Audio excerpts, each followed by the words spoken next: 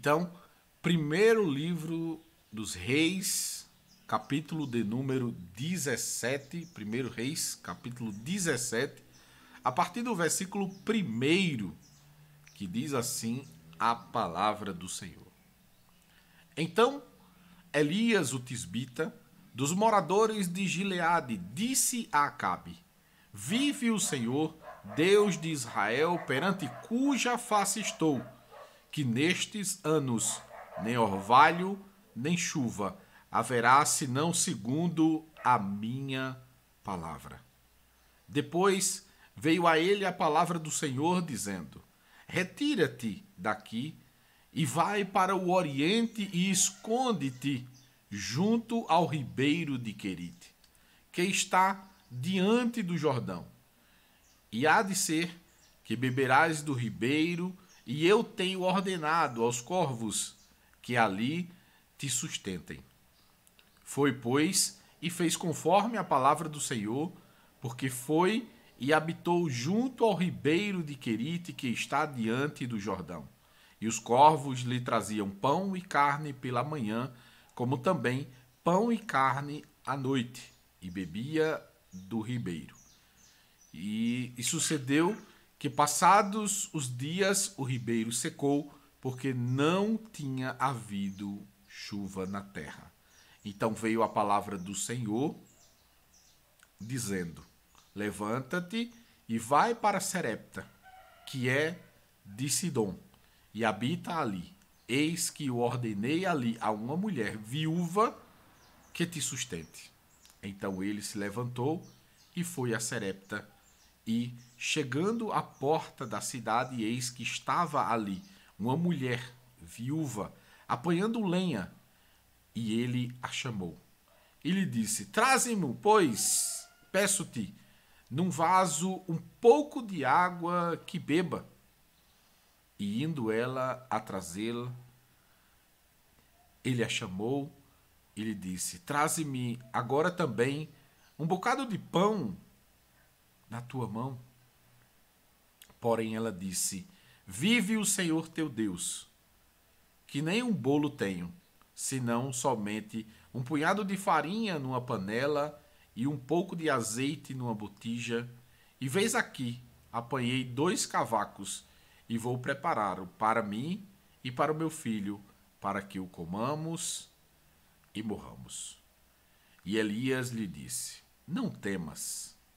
Vai, faze conforme a tua palavra, porém, faze dele primeiro para mim um bolo pequeno e traze-mo aqui. Depois farás para ti e para teu filho. Porque assim diz o Senhor Deus de Israel: a farinha da panela não se acabará e o azeite da botija não faltará até o dia em que o Senhor dê chuva sobre a terra. E ela foi e fez conforme a palavra de Elias, e assim comeu ela e ele e a sua casa muitos dias. Eu quero falar sobre o esconderijo de Deus.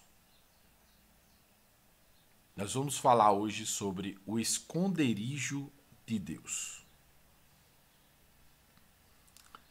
Nesse texto, nós percebemos que Elias é um personagem que aparece de repente, sem nenhum aviso prévio, sem aviso de onde vinha este homem.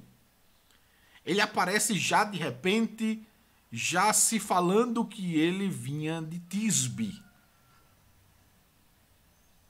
das bandas de Gileade.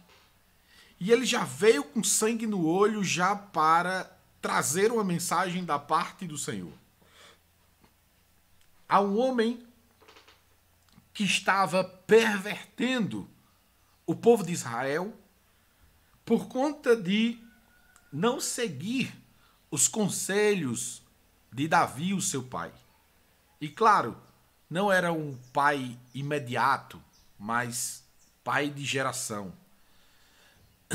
E nós percebemos diante desse contexto, quando nós olhamos a Bíblia Sagrada, que aqueles reis que assumiram o trono de Israel, que foram como Davi, que seguiram os passos de Davi,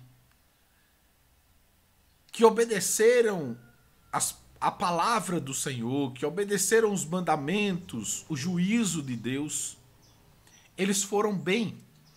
E aqueles que desobedeceram foram extremamente mal. E se nós formos olhar na história, a grande maioria foi mal. Mas Acabe, no contexto histórico, parece-nos ser um dos piores. Acabe teve a infelicidade de se unir a uma mulher chamada Jezabel, uma adoradora de Baal e de Azera. Uma mulher que trouxe profetas de Baal e de Azera para serem protagonistas em Israel. E chegaram ao ponto de perseguir todos os profetas, matá-los, literalmente, ao ponto de eles terem que se esconder, fugir.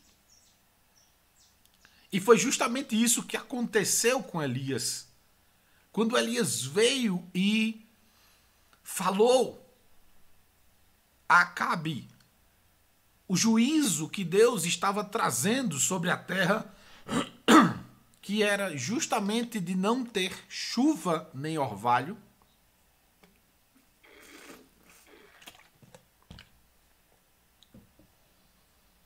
Deus simplesmente sabia que Acabe iria caçar ele como um gato caça um rato.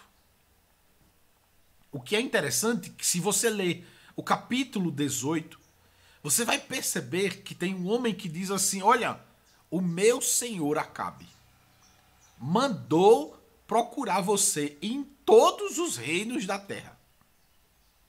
E outra coisa, não só procurou não, ele vasculhou todos os reinos da terra para te encontrar e te matar. Mas ele te procurou, e outra coisa, ele não só procurou não. Ele fez homens jurarem que não haviam te visto. E se esses homens não fizessem, ele mataria. Tamanha é a fúria do rei contra a tua vida. Tamanha é a perseguição deste homem a seu respeito. Então, quando nós observamos todo o contexto, nós percebemos que Deus, já sabendo de tudo o que ia acontecer, esconde Elias no ribeiro, em um lugar inesperado, em um lugar que ninguém pensaria em esconder alguém. Porque na cabeça do rei, Elias teria se escondido em algum lugar que tivesse comida, que tivesse mantimento. Mas Elias foi para a beira de um ribeiro. Ficar ali tomando a água daquele ribeiro, e os garçons do Senhor era que vinham trazer pão e carne para ele. E imaginem que não era uma comida qualquer, era pão e carne. Vê que coisa interessante. O banquete era bem proteico, vamos dizer assim. O cuidado de Deus, ao esconder Elias debaixo das suas asas toda poderosa, não foi de abandono, mas foi de pleno cuidado. E o que se percebe quando lemos o texto é que até o percurso, até o período em que Elias iria passar ali no ribeiro, Deus tinha cronometrado. Então a primeira verdade nós já tiramos aqui, que quando nós confiamos em Deus, Deus nos esconde debaixo das suas potentes mãos.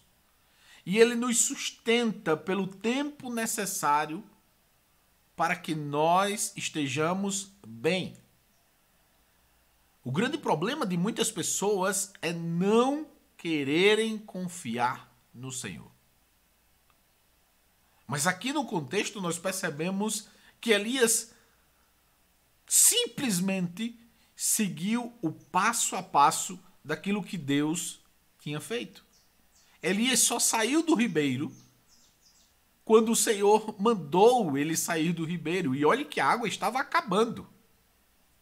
E olhe que todos os dias que Elias estava ali, Elias estava vendo a água acabando.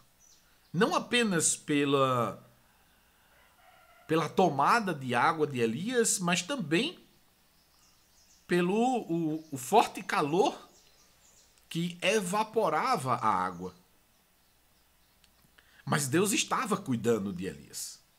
Deus sabia quanto tempo Elias passaria ali. E outra coisa, Elias não só ficou a pão e água. Não. Elias teve banquete. Pão e carne. Pão e carne. Se nós olharmos quem hoje,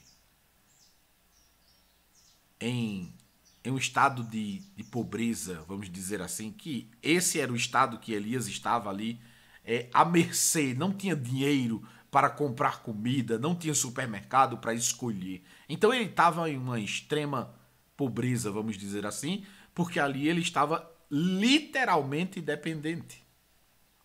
Quem em pobreza comeria pão e carne todo dia?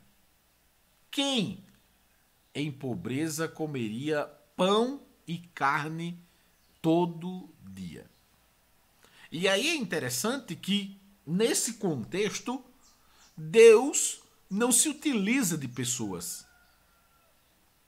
Não se utiliza de um garçom. E é aí onde a coisa passa a ter uma visão ainda mais complexa. Deus não precisa que nós o ajudemos. Deus não precisa que nós estejamos preocupados naquilo que ele vai fazer com relação às suas soluções. O grande problema nosso é que nós não confiamos plenamente no Senhor. É que sempre dizemos a Deus, Deus, faz isso por mim. Aí quando chega daqui a pouco, eu quero fazer. Eu quero tomar de volta da mão de Deus. Espera aí. Ou você espera que Deus faça, ou você faz você mesmo. Você não está conseguindo, então como é que você quer resolver? E isso não é apenas para você que está aí do outro lado, mas isso é para mim também. Essa mensagem é para mim também. Quantas vezes eu tomo das mãos de Deus aquilo que eu entreguei diante dele? Paz do Senhor, Júlia. Um bom dia para você. Então, quando nós entregamos nas mãos do Senhor, nós temos que descansar e perceber que tem certas coisas na vida que foge da nossa alçada, que foge do nosso poder. Qual era o poder que tinha Elias ali para buscar comida? Se ele saísse dali, ele seria encontrado por Acabe e seria morto. Ele não tinha escolha, ele tinha que ficar ali. E é nessas horas que nós percebemos o quanto Deus ele cuida de nós. Tem muitas pessoas que podem contar a história de que chegaram a estados difíceis de saúde e que os médicos disseram assim, olha, não tem mais jeito. Vai para casa e espera a morte. E muitas pessoas, não poucas, mas muitas pessoas já voltaram para estes mesmos médicos que disseram tal coisa com as comprovações de que Deus havia socorrido elas. E é justamente nessa hora que se manifesta o literal poder de Deus, porque é nessa hora em que os médicos que nós buscamos não resolvem, Deus vai lá e resolve. É nestas horas em que as nossas forças se acabam, de que as nossas condições físicas, psicológicas, mentais, elas se acabam, que o Senhor aparece e o Senhor deixa claro isso em sua palavra. É nas nossas fraquezas que se aperfeiçoa o poder de Deus. E aqui todo o poder estava tirado das mãos de Elias. Elias estava à beira de um ribeiro que ele não sabia que dia ia secar, mas sabia que ia secar, porque ele estava vendo diante dos seus olhos. Ele não podia fazer nada, porque não tinha ali de onde ele tirar para repor. Então ele estava extremamente à mercê das mãos do Todo-Poderoso. E que bom que Elias estava nas mãos do Todo-Poderoso. Porque toda manhã e toda final de tarde chegava pão e carne para comer. Que bom que estava nas mãos do Senhor, porque todo dia chegava pão e carne para ele comer. Que cuidado. Que cuidado. Suzy, Deus tem um cuidado especial sobre nossas vidas. Deus cuidou de Elias e Ele cuida de nós. Ele cuida de nós. Ele cuida de nós. Infelizmente, nós hoje estamos muito intertidos com muitas coisas. E somos muito facilmente influenciados a tomar das mãos de Deus aquilo que não diz respeito a nós. Guardar Elias ali no ribeiro não era condição de Elias, era condição de Deus. Porque foi Deus quem mandou ele para ali. Foi Deus quem levou Elias até ali. Por este motivo, Deus cuidava dele. Deus era responsável por ele. Deus era responsável por ele. E no dia em que o ribeiro secou, ele chamou Elias e disse: vem cá, que eu vou te mudar de lugar agora, mas vou continuar cuidando de você. E aí, na lógica de um ser humano racional, um Deus Todo-Poderoso levaria Elias para um palácio, levaria Elias para quem tem condições de suprir as suas necessidades.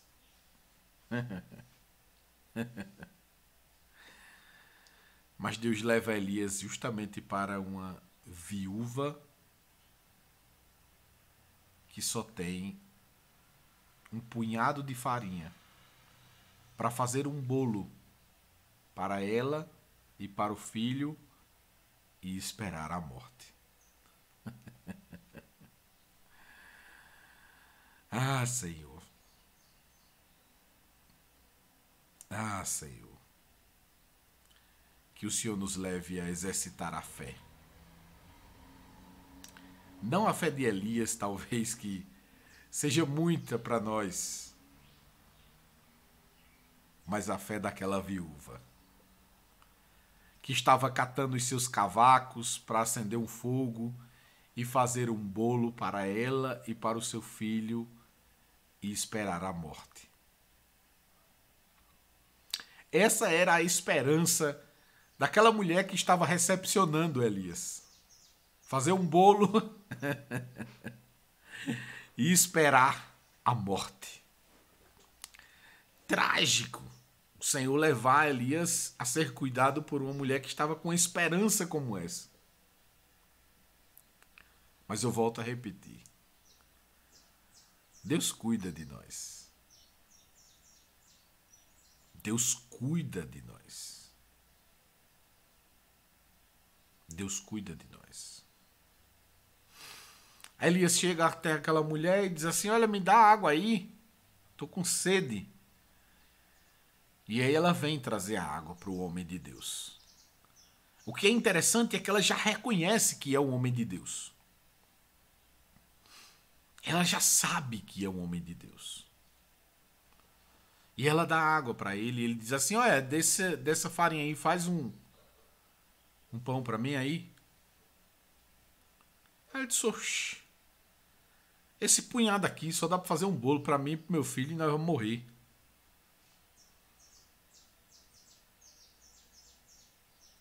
E Elias olha para ela e diz assim, faz o bolo conforme a tua palavra, mas faz o pão primeiro para mim, porque não vai faltar.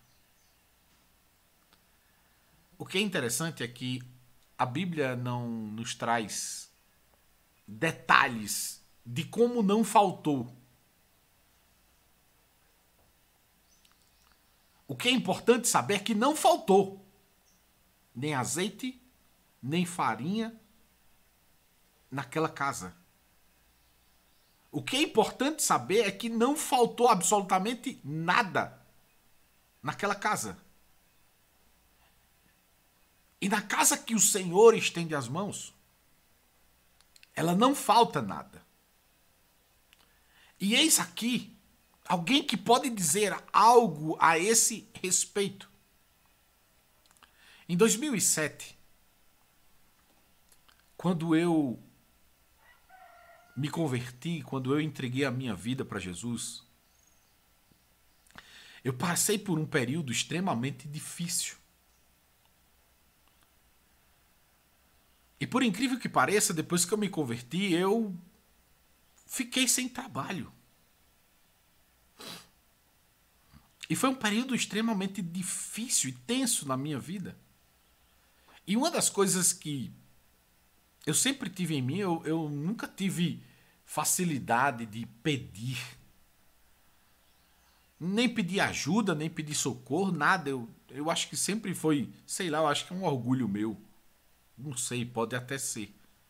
Mas eu nunca pedi nada a ninguém. Não pedi. Não pedi e não consigo pedir. E não consigo pedir. E as coisas foram acabando lá em casa. Eu morava em outra casa. E as coisas iam acabando. E as coisas iam acabando. Mas o que é interessante é que nós não repusemos as coisas que estavam sendo tiradas ali. Teve algo que foi muito marcante. Por incrível que pareça, uma coisa simples, mas que foi muito marcante. Que foi uma goiabada. Uma goiabada. Como nós nos convertemos, os irmãos iam sempre em nossa casa para nos fortalecer na fé. E quando os irmãos chegavam, eles sempre comiam goiabada. E foi essa goiabada que chamou a nossa atenção. Nós passamos 15 dias, mas literalmente 15 dias, recebendo os irmãos praticamente todos os dias, fizemos boas amizades, e os irmãos iam na nossa casa e nós dávamos dessa goiabada para os irmãos. E não eram poucos, chegavam 4, 5 irmãos. E ao final de 15 dias, nós pegamos a goiabada e a goiabada ainda estava na metade. E aquilo ali nos chamou a atenção. Como é que a gente está comendo tanta goiabada e a goiabada não acaba? E claro, só a goiabada que chamou a atenção, mas as outras coisas também não faltou. E eu posso dizer com toda a sinceridade que vi diante dos meus olhos multiplicação de alimentos dentro do meu armário. E para quem não crê, é problema de quem não crê. Quem viu fui eu. Eu que vi aquilo acontecendo. E ninguém entrava na minha casa, ia lá e trocava a goiabada por outra. Ninguém fazia isso, porque eu estava sempre em casa. Então não há nenhuma explicação com relação a isso. Simplesmente eu vi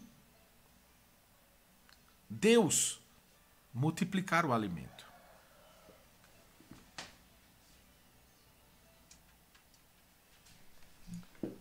Sei lá, tocou aqui. Deus multiplicou o alimento em minha casa. Então, quando eu olho para esse texto em particular, eu percebo que aquilo que Deus fez pela viúva e por Elias e pelo seu filho, o filho da viúva, claro, ele continua fazendo por nós. Eu costumo sempre dizer que Deus tem um cuidado tão especial sobre nossas vidas que até mesmo nós duvidamos disso. Deus foi lá na casa da viúva, levou Elias para ser cuidado por uma mulher que não tinha condição de cuidar nem dela mesma e fez com que aquela mulher cuidasse do homem de Deus, que tivesse farinha e que tivesse azeite durante todo o período de escassez.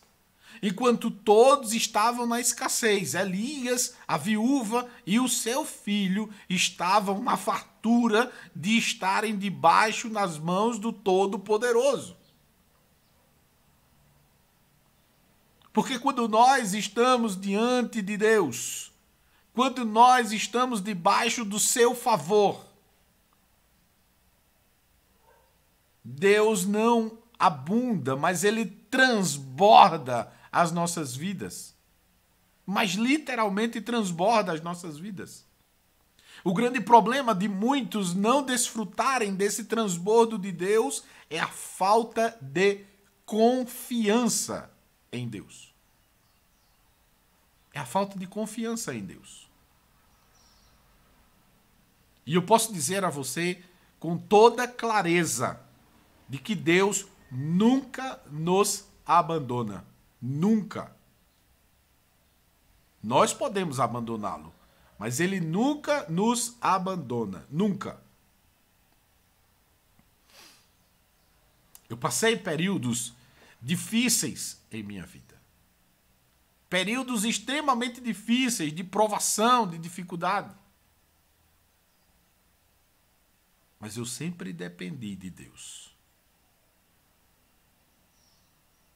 E sempre tive o cuidado de saber onde é para eu meter a mão e onde é para eu esperar que Deus meta a mão dele. Porque é justamente aí onde está o equilíbrio. Tem coisas que são para nós. O que estava sendo para Elias aqui era sair do ribeiro e encontrar uma viúva. Esse era o fato de Elias. Não era fazer o pão, não era manter a casa, não. Elias saiu de um canto e foi ser cuidado em outro lugar. Deixou de ser cuidado por corvos para ser cuidado por uma viúva. A única coisa que Elias fez, a parte dele, foi sair e obedecer a palavra do Senhor, saindo de um lugar para outro. Deus não disse faça pão, Deus não disse multiplique farinha, não. Deus disse só, vai lá que a viúva vai cuidar de você e ponto final. E aí ele chega justamente de uma casa que está lá extremamente escassa. Não só escasso de comida, mas escasso de fé também. Porque o que a mulher esperava era a morte ali. Era o estado que a mulher estava. Então Elias chega não só para ser cuidado, mas também para colaborar com a fé daquela mulher. Veja que a ajuda foi mútua. Deus estava cuidando de ambos. Deus estava cuidando da viúva para que a viúva cuidasse de Elias. E assim Elias estava cuidando da viúva, consequentemente, porque Elias tratava da fé dela e ela tratava da comida de Elias. Veja que coisa interessante. E aqui tem uma grande verdade, é que ambos estavam sob os cuidados do Senhor. O Deus Todo-Poderoso estava ali agindo em favor de ambos. Em favor de ambos. Deus estava ali com as suas potentes mãos estendidas, fazendo com que não faltasse farinha na panela nem azeite. Deus estava cuidando deles. E Deus cuida de você. Nunca esqueça, Deus cuida de você. Deus cuida de você. E aí veio a música agora na mente. Deus cuida de mim, nas sombras das suas asas. Deus cuida de mim. Eu amo a sua casa e não ando sozinho. Não estou sozinho, pois Deus cuida de ti. Glória a Deus. Louvado seja o nome de Jesus. Não esqueça. Deus cuida de você. Onde quer que você esteja, não importa a condição, Deus cuida de você. Confie em Deus. Ele cuida de você. Glória ao nome de Jesus. Glória ao nome de Jesus. E eu quero encerrar cantando um hinozinho que eu gosto muito. Desejo paz ao seu coração. Desejo paz à sua vida, em nome de Jesus. Revendo Shalom Aleichem. Revendo Shalom Aleichem. Revendo Shalom Aleichem. Revendo Shalom Aleichem. Revendo Shalom, Shalom, Shalom Aleichem. Revendo Shalom Aleichem. Revendo Shalom Aleichem. Revendo Shalom Aleichem. Revendo Shalom, Shalom, Shalom Aleichem. Revendo Shalom Aleichem. Revendo Shalom Aleichem. Revendo Shalom Aleichem. Revendo Shalom, Shalom, Shalom Aleichem. Jesus abençoe a sua vida. Que Deus cuide de ti, porque Ele cuida. Ele cuida de ti. Glória ao nome de Jesus. Eu quero me despedir àqueles que estão no YouTube. Que Deus abençoe a sua vida grandemente.